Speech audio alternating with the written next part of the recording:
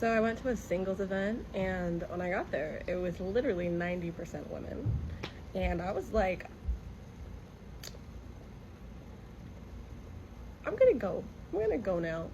Girly, stay away from men who can do nothing for you, because if he's not solving your problems, he's adding to them. I have always believed that men should add to our lives, not complicate it. So if you have a man and you're still struggling with bills, you're still doing it all on your own, you're still doing the heavy lifting, you're taking care of the home and taking care of him, then you don't have a man. Never go on a second date unless they did these 4 things. Number 1, they made you laugh. Number 2, they asked really good questions and they listened to you. Number 3, they made sure you got home safely. And number 4, you left the date excited, intrigued, and wanting to know more. My rules if you're dating me. Even after we've been together for a while, you continue to plan dates and you continue to show effort. You know, whether that's buying flowers, planning dates, even just renting a movie for us to be able to watch together. You don't tell me what I can and cannot wear. I get to wear what I want to, and it doesn't change my loyalty and respect for you. I like to express myself with fashion, and that should not be a problem for you. You introduce me to your family after 3 months max, because if we're dating any longer than that and you're not introducing me to your family, are you even serious about me? Plus, I need to see your family dynamic. I need to see how you treat your parents, how your parents treat you. You're gonna tell me a lot about you. You can't be stingy with apologies. If you do something wrong, you apologize easily. It shouldn't be pulling teeth. Lastly, you respect me during arguments. You don't interrupt me, you don't cut me off, you hear me out, and you respect me. Do you agree with these rules?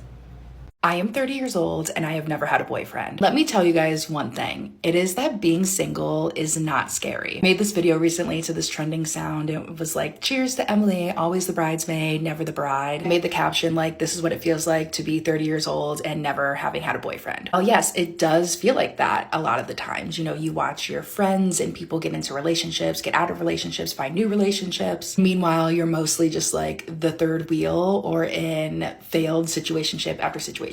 Of course, yes, that can make you feel lonely or it can be upsetting. Like, I get that, trust me. Even like a kick to the ego sometimes, because you're like, why is this not happening for me? I've seen so many comments on that post like, oh my gosh, like I'm terrified that this is gonna be me. Like, oh my gosh, I'm so scared. I feel like in society, we look at like being in a relationship as like you won at life. Really think about it. Is it though? Of course, yes, it's nice to find, you know, your partner and like fall in love and all of that, especially in this economy. Financially, yeah. I still love my life. I have a great family. I have great friends. I've moved to where I wanted to move. I lived in Florida for 3 years. Now I currently live in Nashville. I have a job.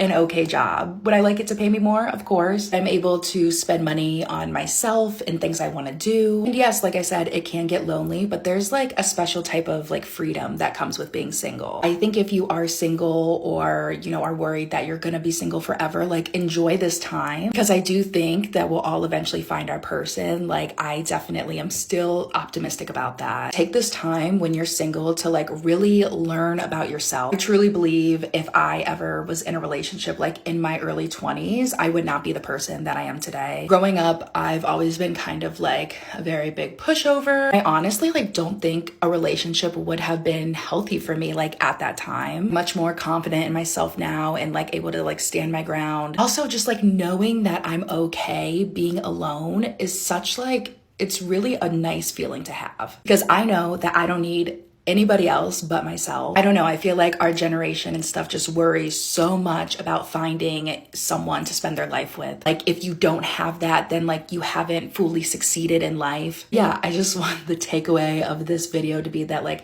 being single is not scary. Do not be scared of being single. I just like ranted for 3 minutes. But anyways, as always, I love you guys. There is Bye. no coming back after this. If I'm in a talking phase with a guy and he asks me out on a date and I agree, and then he goes, so what do you want to do? Where do you want to go? Babe, nowhere. I don't want to go anywhere with you now. You've just shown me exactly the tone of how the relationship would go with you. I want a man to take the lead on the first date. I want to feel like a feminine energy person. And I want the man to be in his masculine energy. That's called setting the tone of the polarity for the entire rest of the relationship. when there's an off balance from the get-go that just paints the picture of how the relationship would look like. This type of guy that expects you to plan the first date, so it's the first encounter, the first impression, the first meeting, the first chance for him to woo you. All the feminine energy wants is a time, a place, and a proper plan.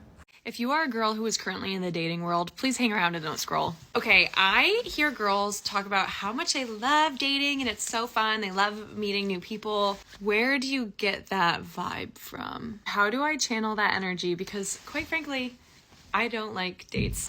Dating is weird. I hate the small talk. I just want to get right into it. Like, tell me about your childhood trauma. It just feels awkward and stiff, and I don't look forward to it, if I'm being completely honest. However, though, you're never going to meet someone if you don't go on dates. I'm one of those people sitting on my couch every single night at 6 p.m., wrapped in a blankie, thinking my husband will find me when it's time, but I don't leave my house. So my therapist is making me go on dates. But is there a way that I can change my mindset to make them more fun and to maybe actually look forward to them? Okay, please let me know. Thanks. I personally think dating apps should only be for people who actually want to date. Get off if you don't want to date. I feel like Tinder is kind of known as the hookup app, so okay, sure, you can go on there, but get off Hinge. Hinge is for dating. Don't go on there if you just want to hook up or find someone to Snapchat back and forth with.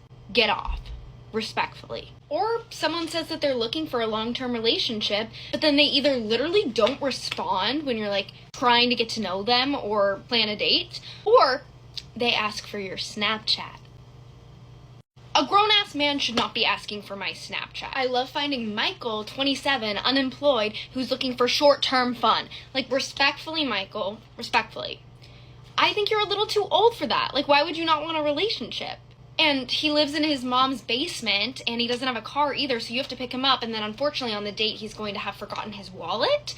But just short-term fun, not looking for a relationship. No. So I made a couple videos recently about how women are choosing en masse to either remain single or to exit relationships that aren't bringing value into their lives. They all just popped off. Comments were around the theme of, you're crazy, you're a bitch, who's gonna want that kind of energy? Obviously you hate men, why are you so angry, and smile more. So grateful how they consistently provide examples of exhibit A through Z of why women just aren't interested anymore. These kinds of men that have low emotional intelligence rely on women to provide emotional regulation and stability for them. They want us to provide comfort and to be easy and nice. I mean, this has remnants of the 1950s when women were advised to have their husband's slippers ready and a warm meal and a drink and to keep the kids quiet because the man has to relax after a long, hard day. Next thing you know, they're going to want us to greet them at the door with a glass of milk and warm, freshly baked cookies. Don't get me wrong, the world is a harsh place. Do we not all want a partner who is compassionate and caring and a safe place to fall? Absolutely. But we are not here to mother grown-ass men who are unwilling to take emotional accountability for themselves. Half of us have raised or are raising our own children, and the other half of us have no desire to do so. There is immense freedom for women in being single and choosing to not have to caretake for their partner. For the men who are inevitably watching this, we take this video as a sign to go call your mama. Because baby, she doesn't live here no more.